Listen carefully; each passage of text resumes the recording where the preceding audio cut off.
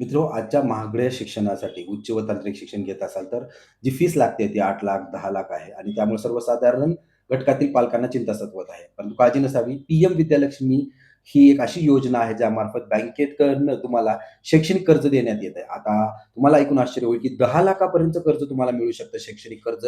आणि त्यासाठी तुम्हाला कुठलाही कागद गहाण ठेवायचा नाहीये, कुठली जमीन गहाण ठेवायची नाहीये. बिना कोलॅटरल आहे. आता या कर्जासाठी सरकार स्वतः गॅरंटी देत आहे बँकेंना आणि बँकेला प्रोत्साहित करते की तुम्ही जे कोणी शिक्षण घेत आहेत त्यांना कर्ज वाटप करा. या अशा बहुफायद्याच्या योजनेसाठी नेमकं कोणकोणते कोर्सेस पात्र आहेत, कागदपत्र काय काय लागतात, अर्ज कसा करायचा, त्यामध्ये काही अटी व शर्ती आहेत का, याची सविस्तर चर्चा आपण या व्हिडिओमध्ये करणार आहोत. त्यामुळे व्हिडिओ शेवटपर्यंत पहा आणि ही माहिती त्या पालकांपर्यंत पोहोचवा ज्यांचे पाल्य इंजिनिअरिंग, मेडिकल किंवा ज्यांचा खर्च 8 ते 10 लाखापर्यंत आहे, त्यांना ही मदत होणार आहे. चला तर माहितीला सुरुवात करूया. मित्रांनो, पीएम विद्यालक्ष्मी पोर्टलवरती तुम्ही अर्ज जर केलात तर त्यामार्फत तुमचं शैक्षणिक खर्च जे कोणी आहे, एज्युकेशन लोन तुम्हाला मिळवू शकतं. आता हे कोणकोणत्या कोर्सेससाठी आहे? यामध्ये अंडर ग्रॅज्युएट कोर्सेस आहेत, जे मेडिकल आहे, इंजिनिअरिंग आहे. त्यामध्ये बरेच सारे पोस्ट ग्रॅज्युएट कोर्सेस आहेत, एम-बी-ए आहे, त्याच्याशी निगडीत कोर्सेस आहेत. मग हे कोर्सेस सरकार मान्य असणं गरजेचं आहे. तुमची जी कुठली विद्यापीठात तुम्ही शिकताय ते यूजीसी ग्रांट असलेले विद्यापीठ असणं गरजेचं आहे. मग आता या योजनेसाठी काय-काय कागदपत्र लागतात? तर त्यामध्ये पाल्याचं आणि पालकांचं दोघांचे आधार कार्ड, पॅन कार्ड, बँकेचं पासबुक असणं गरजेचं आहे. पाल्याचं स्वतःचं 10वीचं, 12वीचं मार्कशीट असणं गरजेचं आहे. ज्या कोर्सला तुमचं ॲडमिशन झालंय त्याची ॲडमिशन कम एक्नॉलेजमेंट जे ॲडमिशन झालं याचा पुरावा असणं गरजेचं आहे. त्याचं फी स्ट्रक्चर 4 वर्षाचा कोर्स असेल तर पूर्ण 4 वर्षाला दर वर्षाला काय-काय फीस आहे याचा लेखाजोखा असलेलं पत्र असणं गरजेचं आहे.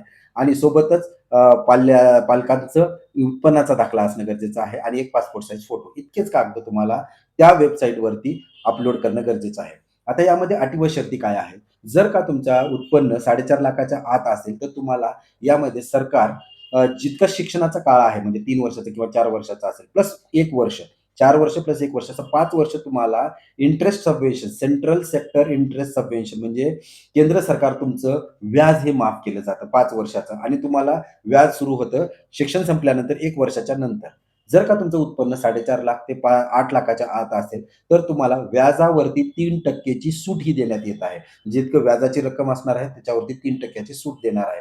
परंतु यासाठी अट काय आहे, की तुम्ही जे काही ॲडमिशन घेतलेलं आहे त्या कोर्ससाठी, ते कोर्सचं ॲडमिशन तुमचं मॅनेजमेंट कोट्यातून नसून सरकारी कोट्यातनं झालेलं पाहिजे. मॅनेजमेंट कोट्यातनं जर तुमचं ॲडमिशन होत असेल, तरीही तुम्ही विद्यालक्ष्मी पोर्टलवरती अर्ज करून बँकेमार्फत एज्युकेशन लोन घेऊ शकता. परंतु त्यासाठी मग तुम्हाला कुठल्याच प्रकारचं सबव्हेन्शन म्हणजे त्याच्यामध्ये व्याज माफी किंवा कुठलीही माफी मिळणार नाहीये. मग यासाठी अर्ज कसा कुठल्या ठिकाणी करायचा आहे? pmvidyalakshmi.co.in ही वेबसाईट आहे. त्यावरती जायचं आहे. तुम्हाला तुमचं आधार नंबर, त्याच्यानंतर मोबाईल आणि ईमेल आयडी स्वतःचा असणं गरजेचं आहे. त्यावरती ओ-टी-पी देऊन तुम्ही अर्ज करू शकता.